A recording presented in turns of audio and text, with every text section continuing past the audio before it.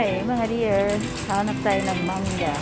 I'm craving manga since the other day. Punta ako sa isang store kanina. Walang manga. Sana mayroong manga dito. Ang hirap maghanap ng manga.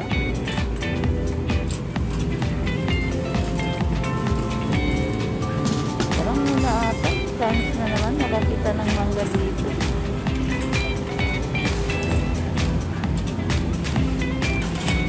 Open talaga may manga as in.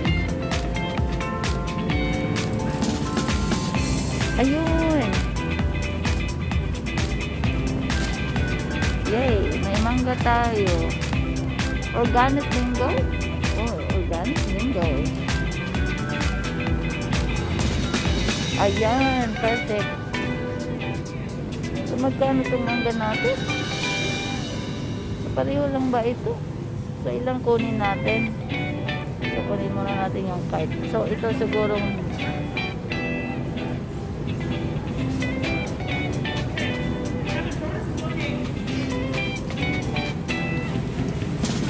ito dito tayo sa Marianos, which is makikita ko lang dito ay organic mango.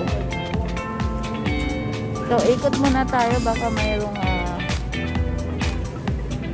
ibang klaseng mango. Pero yun ang makita ko. So, ito.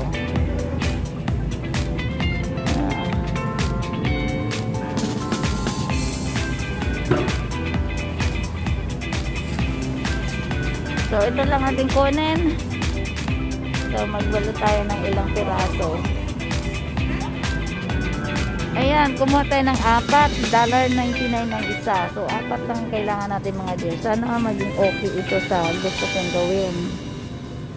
So, medyo may matigas dito. Yan siguro ang gagamitin natin.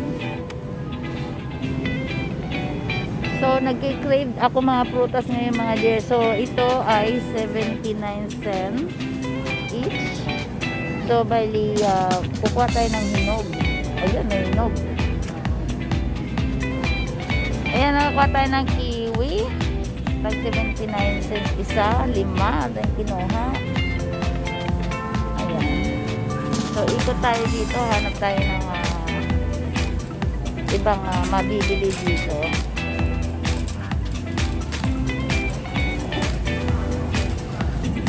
Bilhin tayo ng ground beef para magluto tayo ng meatloaf. Ala Joy. Meaning Joy Bisaya yung ating meatloaf. So kahit ito lang, pwede na siya. So lagyan natin ng gulay para magkakaiba. So yan. So dagdag natin sa ating bibilhin today.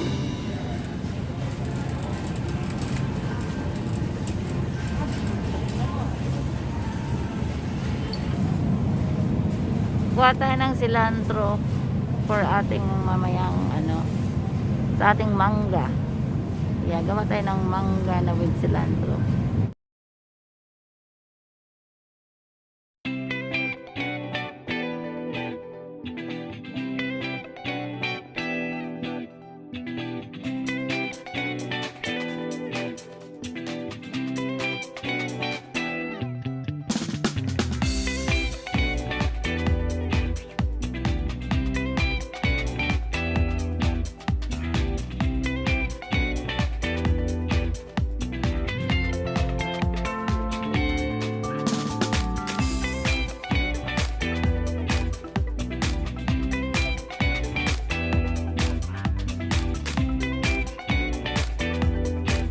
So, hi everyone! Ito na yung mangga natin. Babalatan natin para gawin natin ng ayan, tama-tama lang yung nabili nating pagka-ilaw sa ating mangga. So, ayan. So,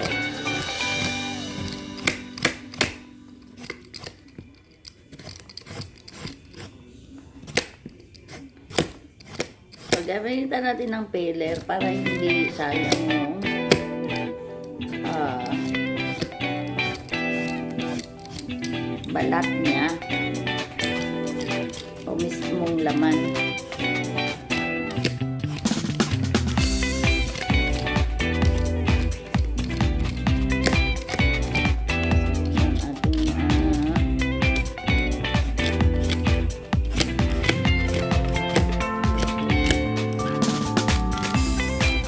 Bilis lang.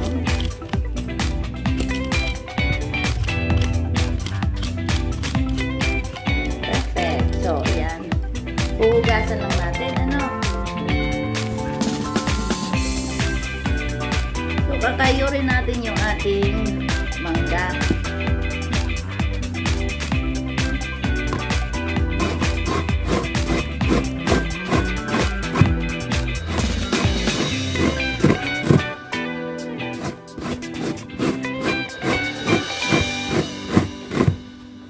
Yan, ganito kapino mas masarap.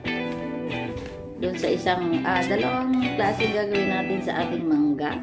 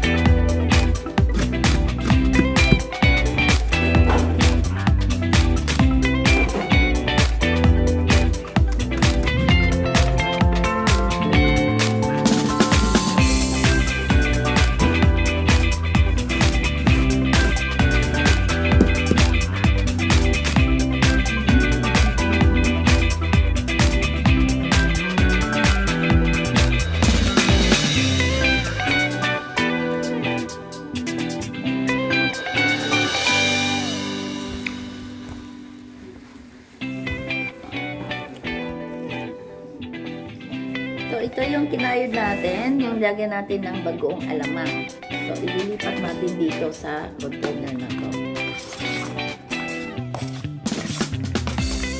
Which is easy lang naman ito. Pero nag-trade kasi sa atin ng mangga. So, tapos lagyan natin siya ng sibuyas. Kamatis. Lagyan natin ng bagoong alamang.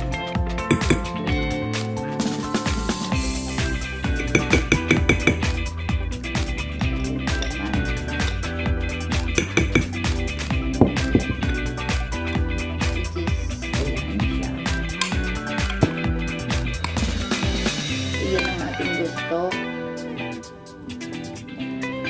Sarap to sa may piritong isda.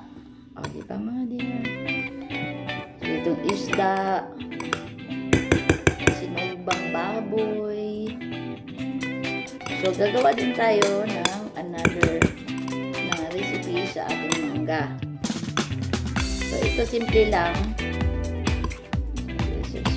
Tapos, lalagyan natin ng squeeze of lemon. Para mas lalong masarap. Mag-aagaw yung asin at amoy at lasa ng lemon. Diba? Dito pa lang. Oh my God. So, yung itong klase, manamis-namis na, mas masarap. Pero inikan mo bagong alamang is really yummy na. Diba? But masyadong marami para hindi mas maalat.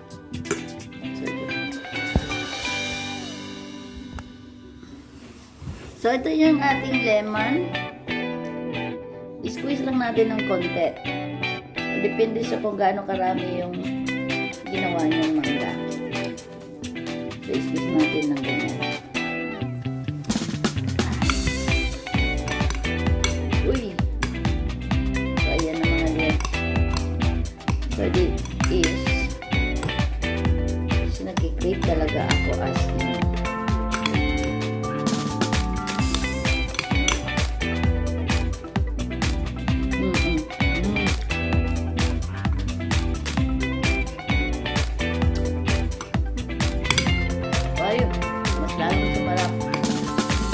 Kung wala kayong lemon, pwede naman yung lemonsito. Pwede sa lemonsito or lime. Meron kayong lime. Ayan. Kasi pa mga diyan. So, set aside natin to. Gagawa tayo ng isang yung ating ginayod din siya ng mangga, which is ito pagkakayod niya. Alright? So, dito siya. Yung manipis, maliliit. Okay? So, ayan. Ilipat din na natin sa ibang container para mas more makita nyo rin, no? So, ito yung ilipat natin yung ating yung kinayod natin na maliliit. So,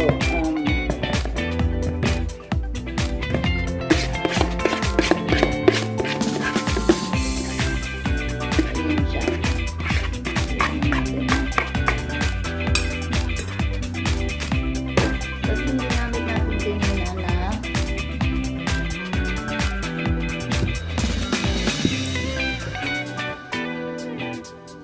yung kamatis at saka may sibuyas pa rin. So, ganyan.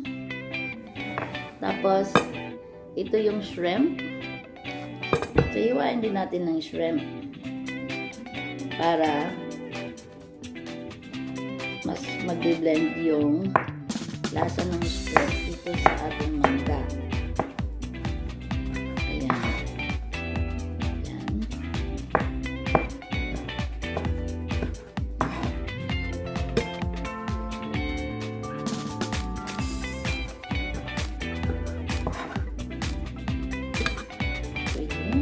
Kung wala namang fish shrimp, pwede naman crab meat. Kung mayroon kayo makitang crab meat. Any seafood, pwede nyo ihalo. Whatever you like. So, ayan. So, yun yung ating so, ihalo natin. Ayan. Perfect na siya. So, lalagyan natin ng cilantro. Ito yung sinasabi ko, nalagyan natin ng cilantro. So, magbugas muna tayo ng cilantro. So, ito yung cilantro. Lalagay natin. So,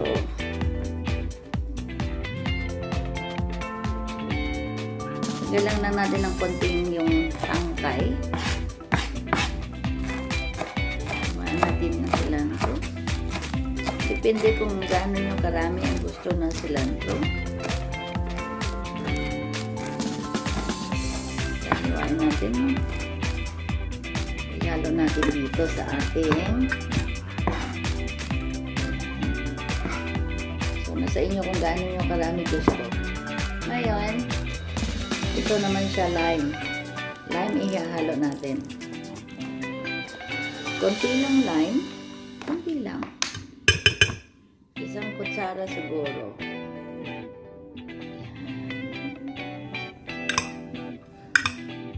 Kasama natin sa isang kutsara para hindi siya masyadong maasim. Tikman lang natin, no? So, mag-crave naman kayo nito mga dear. Dito.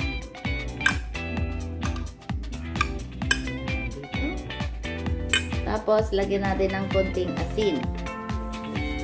Konting asin. Konti lang muna. Para hindi siya mabiglang maalat. At least ma-itchan-chan na lang. Ever na anong ang gusto nyo taste.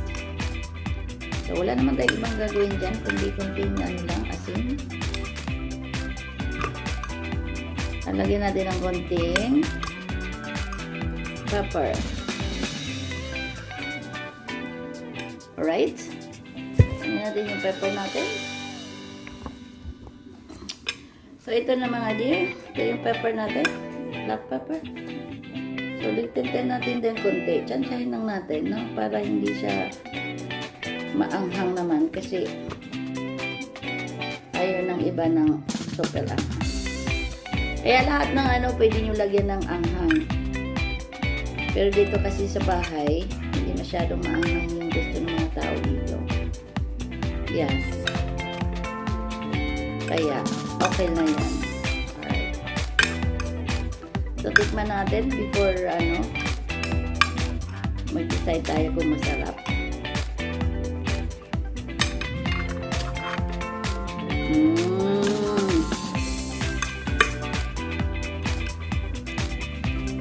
Ayan.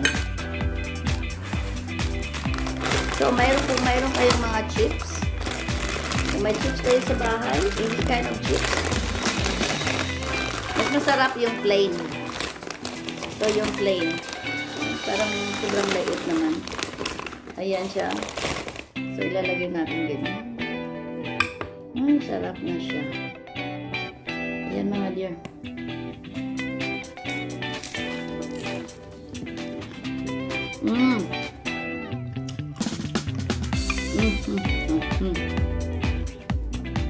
So yung sinasabi ko, nag-crave ako ng mangga. Kasi sa ganito, parang kahit ito lang ulam na rin kung ilagay yung kanin. So, happy mga dear sa mangga. I-try nyo.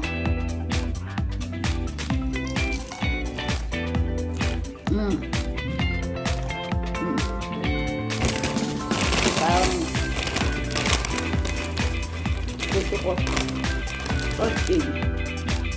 Kaya so lagyan natin marami ng mangga.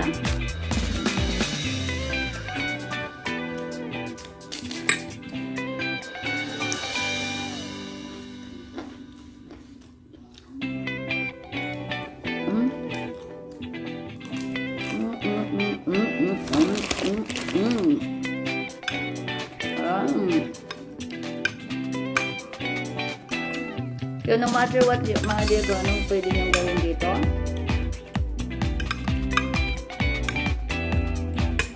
gawin yung ulam, o gawin yung pang lagay sa skyflex, o any kind of crackers na plain. At saka ito, of course, yung kung may isda tayo, natuloy itong isda, kinilaw, even, or kahit ito lang iulam din natin sa ating kanin, which is very good. Yeah. So, yeah. Happy eating. Enjoy lang ako dito. Tingnan natin kung gusto niyo mag-do ito. Pero 101% sure na gusto niyo mag-do. Kasi isa rin yung mahilig sa mangga. So, yan mga dear. Bahala na kayo kung anong patimpla dito. Pero iyon lang ating ginawa. Mayroon tayo ng ganito. Mayroon tayo ng lime. At saka mayroon tayong cilantro, mangga, sibuyas, kamatis, at yun lang. So, yes. Alright. Bye everyone. Happy eating. Thank you for watching. Bye. Love you all.